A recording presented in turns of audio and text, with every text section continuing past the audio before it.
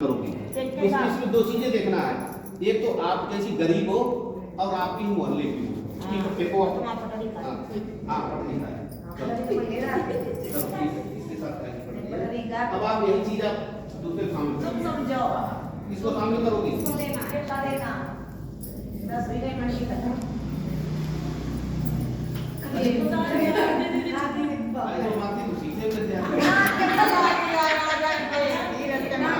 तेजे बात की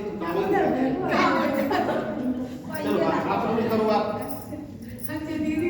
किसी किसी चलो चलो चलो चलो आप शामिल करो। चलो या देखो बहुत देर से लाई ली अपना वो अपने स्तर पे देने दो अपने स्तर से चंद वाली गरीब चलिए चलिए ये चार शामिल करो। एक तरवार तो लो तो कोई सबूत तो चले नहीं तो पता नहीं चलो ऐसे ना दो, ऐसे ना देखो आप दे दो। क्या है तो तुम्हें एक उदाहरण समझाना है ना। चलिए किसे शामिल करोगी? करो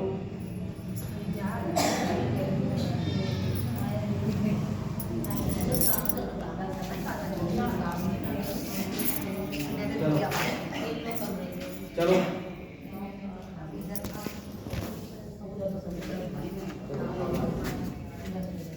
दस हो गई अभी नहीं और एक को शामिल करो किसी को। पूरा छोटा पड़ गया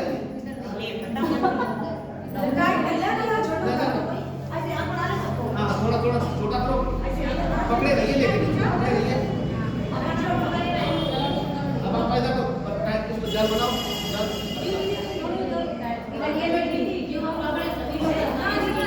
चलिए कितने लोग हैं? शांत रहिए भाई। बस बस इसको जल ऊपर उठाइए। कितने लोग हो गए?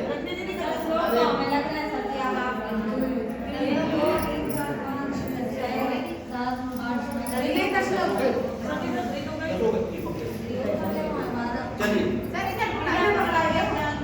तो दो पकड़े। चलिए ठीक। अच्छा अब ये बताइए आप इस चीज से आपने क्या समझा? कोई बताएगा जो बाहर बैठे हैं इधर से भी बताओ इससे आपने क्या समझा?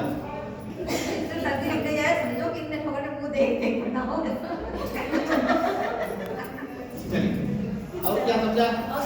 इधर इधर क्या समझा आपने? इस चीज से क्या समझा? ये जो दीदी समूह शामिल हुई है बताओ। ये समझा कि जो हमारी गरीब दीदी आई है सामाजिक और आर्थिक स्थिति ठीक नहीं है, उन्हीं दीदियों को हमने जोड़ा है। बिल्कुल सही बिल्कुल सही। अच्छा और दूसरा क्या सोचा है इसमें? और दूसरा पॉइंट मैंने बताया था, मैंने आपसे कहा था अपने मोहल्ले हाँ हाँ बिल्कुल सही। उन्हीं दीदी को शामिल करना है इसमें जो आप गरीब हो। ठीक है, गरीब तो सभी है ना।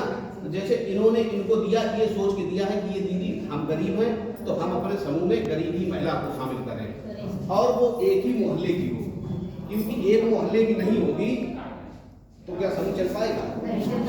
पता चला एक पंडित वाले मोहल्ला को, एक एससी वाले मोहल्ला को, तो क्या समूह चल पाएगा? तो देखो इससे यही साबित होता है मोहल्ला हमारे यहाँ तो ग्राम पंचायत ही बदल दे। तो एक ही जैसी जिसकी सामाजिक ठीक है। किस दीदी को मिला गई? कौन कौन दीदी छुट्टी है इसमें? 1 2 3 दीदी छुट्टी है 4। अब आप बताओ कि ये जो दीदी छुट्टी क्यों है? 4 दीदी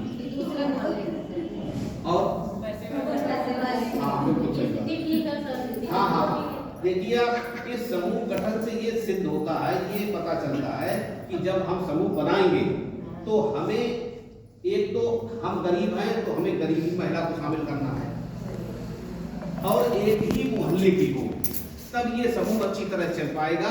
पता चला कि एक दीदी गरीब है और एक बहुत पैसे वाली दीदी है, तो क्या वो समूह चलेगा? नहीं चल पाएगा। तो समूह उसी हम कहेंगे उसी को कहेंगे जिसकी सामाजिक और आर्थिक स्थिति एक जैसी हुआ। इससे ये पता, आप देखिए ये समूह बनाया किसने? आप सबने बनाया कि हम गरीब हैं, तो आपने अपने स्तर से अपने ही स्तर की दीदी को छांट लिया है, ठीक है, अपने ही स्तर की दीदी को इसमें आपने छांट लिया है। तो ये जब आप कहीं समूह गठन करिएगा, समूह सखी हो आप, इसमें कुछ सदस्य अध्यक्ष सचिव कोषाध्यक्ष भी है, जब आप समूह गठन का काम करेंगी तो आपको यही तरीका अपनाना है कि उसमें गरीब महिला है तो गरीब को ही शामिल करना है, और वो एक ही मोहल्ले की हो तो उसका उद्देश्य ये है कि जब कभी मीटिंग करोगी तो वो आसानी से आ जाएगी, ठीक है। जब कभी समूह की बैठक करोगी तब वो कम से कम आसानी से आ तो जाएगी, ठीक है। अब कारण क्या है कि आईसीआरसी जो दीदी गई थी आपके यहाँ, अब उन्होंने जबकि ट्रेनिंग प्रशिक्षण सबको समान दिया जाता है, लेकिन उन्होंने क्या किया कि एक इस मोहल्ले के आगे एक उधर कोने से ले ली, तो वो समूह की बैठक में दिक्कत हो रही है। और कहीं दीदी क्या है जो पैसे वाली है और एक गरीब दीदी है, एक झुग्गी झोपड़ी वाली है, एक फर्स्ट क्लास का मकान बना हुआ है, तो उनको शामिल कर लिया है। तो बताइए ये समूह तभी व्यवधान हो रहा है, तभी तो दिक्कतें हो रही हैं, तभी तो आपके समूह टूट रहे हैं, ठीक है। पैसे वाले या समूह शामिल हो जाते हैं, वो पैसा लेकर देते नहीं, वापस नहीं करते। उसका कारण क्या है कि आप लोग उनसे मांगने की हिम्मत नहीं पड़ती है, ठीक है। एक उदाहरण है, मान लीजिए कि एक दीदी कोई गरीब पैसे वाली को शामिल कर लिया और उसने 50,000 रुपया ले लिया, क्या अब तुम लोग मांगने जाओगे? हिम्मतें नहीं पड़ेगी। इसीलिए समूह वही है जिसकी सामाजिक और आर्थिक स्थिति एक जैसी हो, ठीक है। ये ध्यान देना, समूह गठन में ये ध्यान देना होगा, ठीक है। जब कहीं समूह बनाइए, मौका मिले आपको, तो गरीब लोग हैं तो गरीबे को शामिल करिएगा, एक मोहल्ले की दीदी को शामिल करिएगा, और नहीं तो दिक्कत आ जाएगी, हैं। अब तो बहुत सारे समूह बन भी गए हैं, ठीक है। हाँ, चलिए।